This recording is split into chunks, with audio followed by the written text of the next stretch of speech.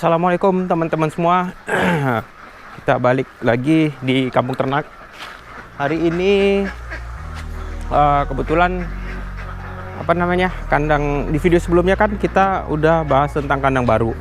Nah ini kebetulan karena aku nggak sempat kemarin update-nya karena banyak juga kerjaan, baru update kali ini. Tapi kandangnya udah jadi nih kawan-kawan, dan bebeknya juga udah masuk sekitar di video ini sekitar sudah 3 hari udah masuk bebeknya. Nanti aku tunjukin ke kawan-kawan semua. Mohon maaf kalau belum bisa upload secara konstan ya, tiap hari atau gimana. Aku usahain seminggu sekali lah pokoknya ya. Nah sekarang sebelum kita lihat kondisi kandangnya, ini di belakang kawan-kawan sudah ada kondisi kandangnya. Terus bebek DOD-nya udah masuk juga sebelum kita lihat videonya. Aku mau ingatin yang belum support. Udah siap Adli? Ke samping? Ke sana udah?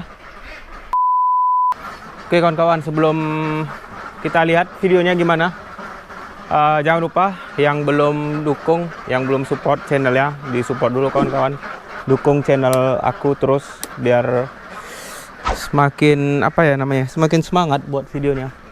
Di like yang suka, ya di share, dikasih ide atau komen atau ada perbaikan bagi teman-teman yang udah lebih tahu tentang bebek juga. Misalnya ada ngelihat yang salah dari cara aku beternak atau cara ininya, nggak apa-apa, kasih komen aja, nggak apa-apa ya, jadi masukan juga sama aku ya. Oke kawan-kawan, kita langsung lihat aja dulu ya. Nanti aku agak banyak cerita sih ini nanti tentang kandang-kandang ini juga.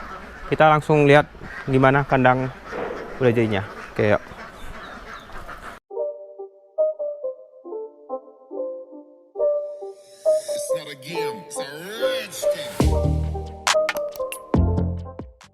Nah jadi ini kawan-kawan, yang di belakang kita ini udah ada kandang jadinya. Kita lihat ya. Nah ini kandangnya udah jadi kawan-kawan semua. Video sebelumnya kan belum jadi. Nah ini udah dikasih atap. Itu sengaja aku kasih atap transparan biar dia cahaya masuk tetap. Nah ini dikasih seng lah biar nggak tempias. Ini bebeknya aku cerita dari mana dulu ya. Dari bebek ini ada ceritanya sih, ini kenapa udah ada yang besarnya sama. Oke lah dari sini dulu ya. Oh dari kandang, boleh dari kandang. Jadi tempat makannya di depan aku taruh nih teman-teman.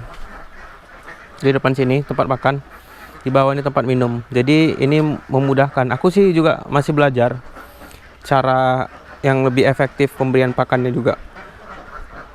Jadi kenapa aku taruh di sini? Itu biar dia bebeknya makannya satu sama tempat minumnya juga di bawah. Terus pemberian pakannya lebih gampang kawan-kawan, nggak masuk ke kandang lagi, karena masuk ke kandang aku lihat lebih terganggu sih bebeknya. Jadi aku ambil inisiatif, aku coba, aku lagi belajar juga ini, aku coba tempat pakannya di sini. Jadi nanti si Padli atau orang yang kerja di sini lebih gampang tuh kawan-kawan kasih makan bebeknya gitu. Oke, itu dari tempat pakannya.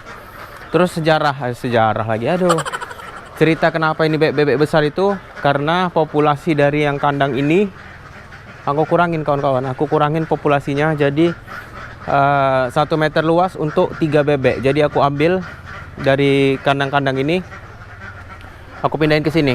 Nah, jadi dia populasinya jadi 1:3 ya, 1 meter luas untuk 3 ekor bebek. Jadi ini kandang kita ukuran 6 kali 5 meter, 30, berarti 30 kali 3, berarti populasinya 90 meter luas. Kenapa aku kurangin? Nah, satu perbandingannya itu karena aku lihat mereka ini terlalu padat kawan-kawan. Terlalu padat. Kemarin ya, ini yang kawan-kawan lihat ini udah aku kurangin. Populasi mereka di kandang ini terlalu padat, jadi kandangnya nggak sehat aku lihat. Jadi aku kurangin populasinya, aku pindahin ke tempat yang tadi tuh. Nah itu sejarahnya ya kawan-kawan, kenapa di sini udah ada bebek duluan. Oke, bebek yang di ini kan udah aku jelasin juga, ini udah tahu kenapa di sini udah ada bebek besar kan. Nah kita masuk ke kandang pembesaran DOD nih.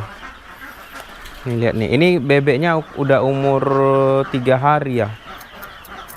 Iya, umur 3 hari ini. Nah, ini bebek-bebeknya. Dia tanda bebek sehat itu yang umur-umur kecil DOD ini lincah-lincah ya kawan-kawan ya. Itu kemarin aku masukin ini sekitar 500 ekor. Ini satu kandang ini ada 500 ekor. Tapi kemarin sempat di hari pertama itu mati sekitar 100, hampir 150 kawan-kawan. Hampir 150 ekor mati. Itu memang betul-betul kesalahan teknis itu. Satu, dia terlalu banyak gula yang yang dimasukin, yang dipakai ke tempat minumnya. Memang dia harus pakai gula. Pertama kali masuk bebek itu kan dari pengangkutan kan capek itu teman-teman. Jadi kita kasih gula biar dia staminanya lebih cepat balik. Oke. Itu gulanya terlalu banyak. Jadi itu aku rasa udah terlalu sih, terlalu banyak dikasih gula.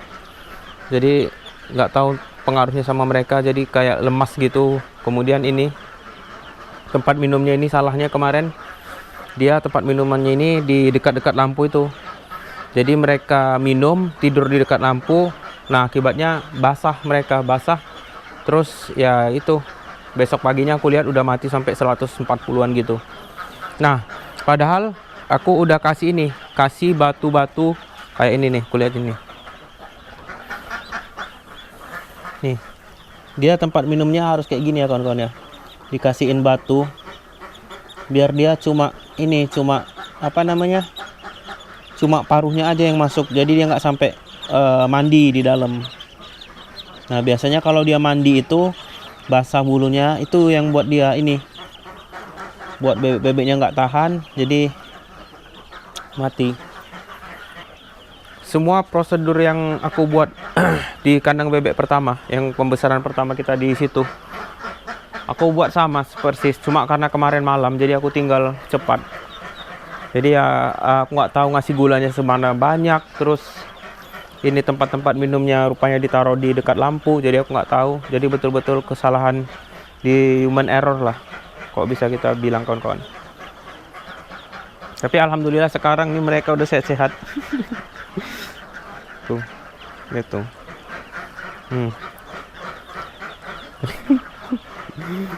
Geli sumpah. Kok di situ duduknya? Biar aja. Nah gitu ceritanya ya kawan-kawan ya. Itulah cerita kenapa fatal kali kemarin itu. Untuk fotonya nih aku tunjukin kawan-kawan. Foto-foto bebek yang mati sampai 150 ekor itu. Tuh. Tapi ya alhamdulillah semua ada ada hikmahnya pasti. Ya sabarlah, kalau misalnya usaha itu ya kayak gitu kawan-kawan.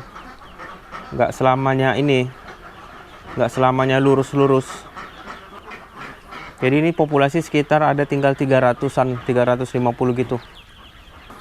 Ya alhamdulillah udah sehat, nggak ada lagi yang mati kawan-kawan. Ini pada kesini semua nih ya. Ini lihat nih, pada kesini semua.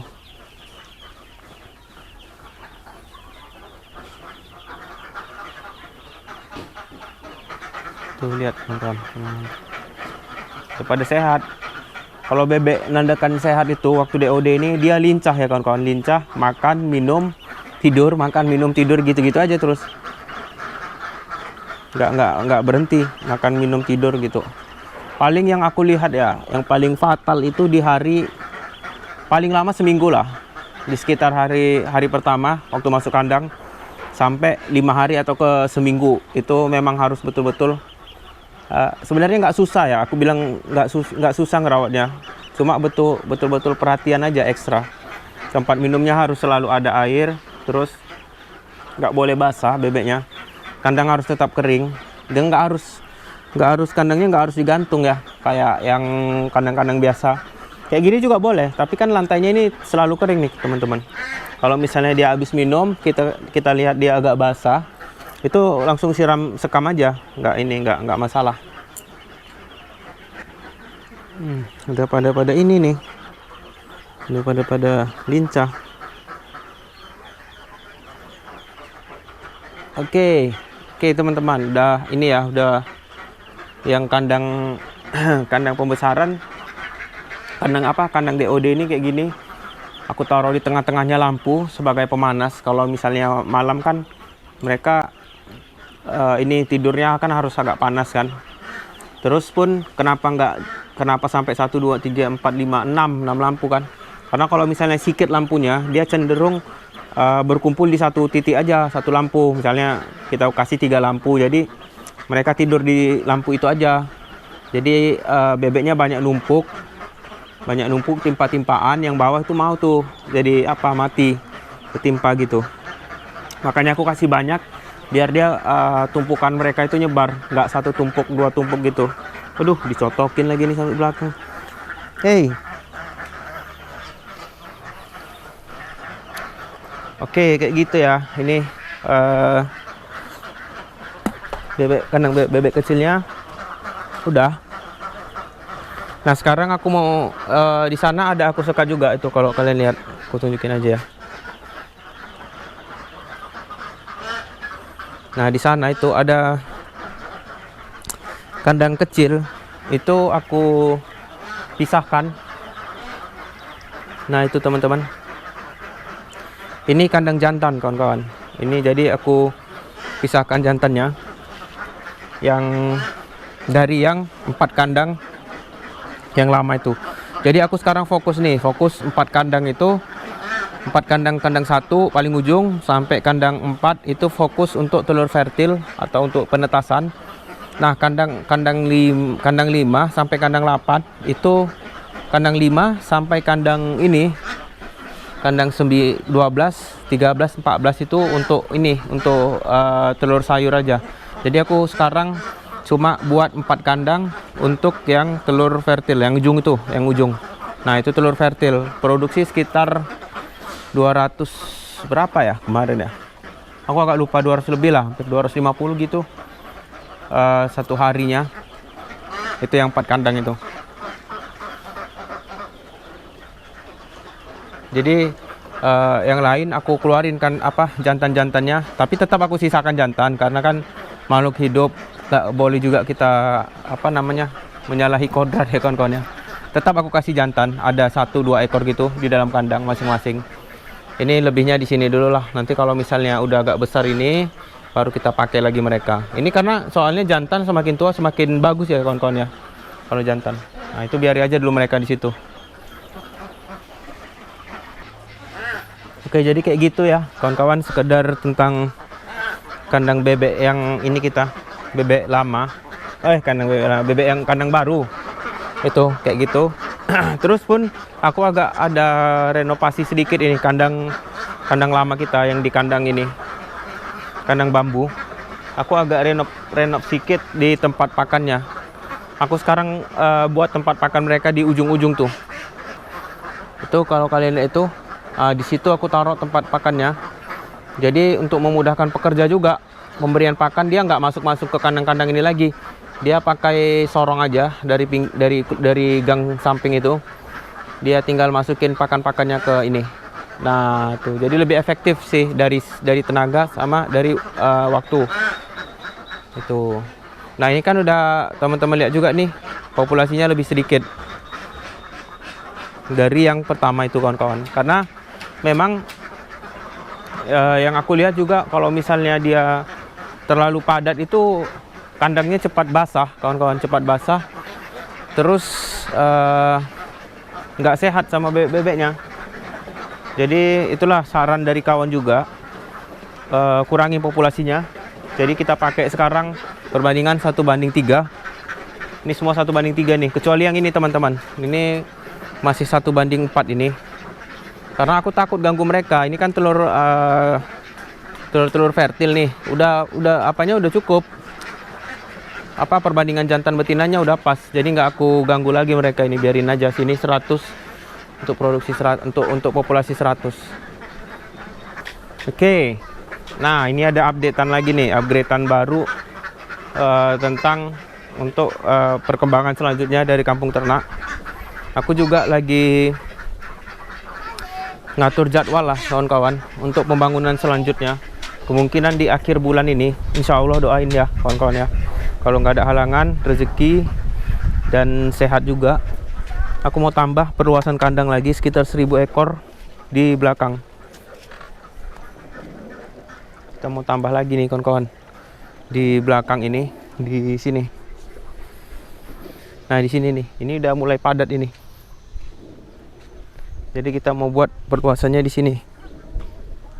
Yang kemarin ada nggak ya di video sebelumnya aku tunjukin? Ini udah ditimbun juga sawahnya, udah padat teman-teman.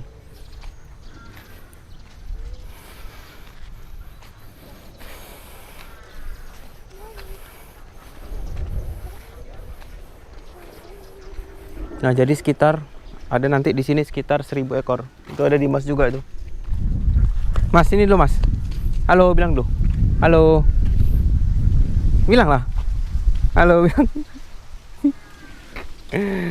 Jadi di sini nanti rencananya, rencana kita mau buat ini. Dimas nih anaknya Bang Juar yang jaga ini, yang jaga kos-kosan kita. Jadi sering aku bawa dia sama Bang Juar juga kalau peternakan, bantu-bantu aku kerja juga ke sini. Nah ini ya kawan-kawan, ini dia kondisi tanahnya. Yang belakang ini belum terlalu padat sih karena jarang dilewatin juga ya. Tapi sebentar lagi nya ini teman-teman, kalau kayak gini sih. Ya kan Mas? Iya. Nah ini dapat 1000, populasi 1000 lagi nih kawan-kawan. Setelah ini nanti baru kita pindah ke sebelah, pindah ke sebelah, pindah ke sebelah. Pokoknya harus meningkat lah ya. Jangan pernah cepat puas akan satu pencapaian. Karena kalau kalau kita udah merasa puas itu nggak ada lagi kawan-kawan. Kalau udah merasa puas rasanya itu bakal berhenti berkembang. Beda ya, beda kan merasa puas sama bersyukur. Itu beda itu teman-teman. Kita harus selalu bersyukur, tapi jangan pernah merasa puas. Oke itu ya kawan-kawan, itu udah nampak itu. Ini insya Allah kita akan bangun di awal bulan 4 kalau nggak ada halangan. Di awal bulan 4 nanti kita coba itu bangun. Dapat 1000, nggak sampai sih 1000 kalau dia populasinya yang kayak aku bilang tadi 1:3, nggak bakal sampai 1000.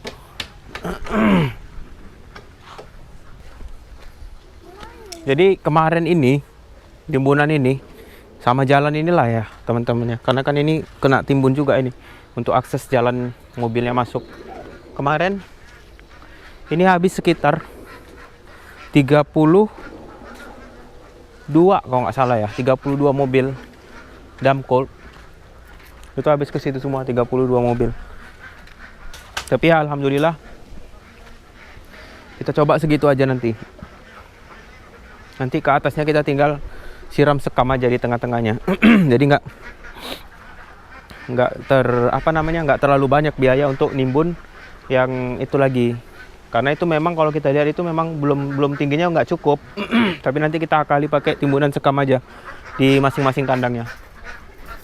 Oke, ini juga kita mau ganti tempat-tempat jaring-jaringnya ini pakai bambu. Itu aja lah dulu Padli, kuras Padli, nanti bau dia. Airnya ganti aja, kasihan bebeknya. Biar abang aja nih. Ini kita mau ganti dulu semua ini kawan-kawan.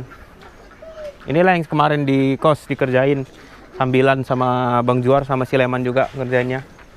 Ini mau kita ganti karena angin, sirkulasi angin nggak gitu bagus kalau pakai yang ini sistem jaring. Lagian kan ini udah lubang-lubangnya kan udah tertutup-tutupin sama ini. Jadi dia nggak bagus. Angin itu tetap harus di dalam kandang itu harus sirkulasinya bagus biar dia kandangnya kering dan bebek itu nggak cepat panas. Karena kalau bebek panas dia masa rontok bulunya akan lebih cepat. Dan itu ilmu dari kawan juga ya, cerita dari kawan. masa rontok bulunya akan lebih cepat. Yang harusnya setahun, bilanglah setahun, jadi bisa setengah bulan atau setengah tahun, 6 bulan dia udah rontok bulu. Nah itu, jadi dia sirkulasi udaranya harus bagus di dalam kandang ini. Makanya aku buka ini semua, biar betul-betul udaranya itu masuk kawan-kawan ke dalam. Oke, sampai situ aja ya kawan-kawan ya. Aku mau lanjut bantuin Bang Juar juga biar cepat. Ini udah gelap nih, kayaknya mau hujan juga. Oke, sampai jumpa di video-video selanjutnya. Sebelum kita tutup, seperti biasa, di like, di share lah pokoknya ke teman-teman yang lain. Di subscribe juga yang belum subscribe. Ditonton terus channel aku di YouTube Adrian Rahman Siregar. Sampai jumpa di video-video selanjutnya dari Kampung Ternak. Assalamualaikum warahmatullahi wabarakatuh. Tetap semangat ya.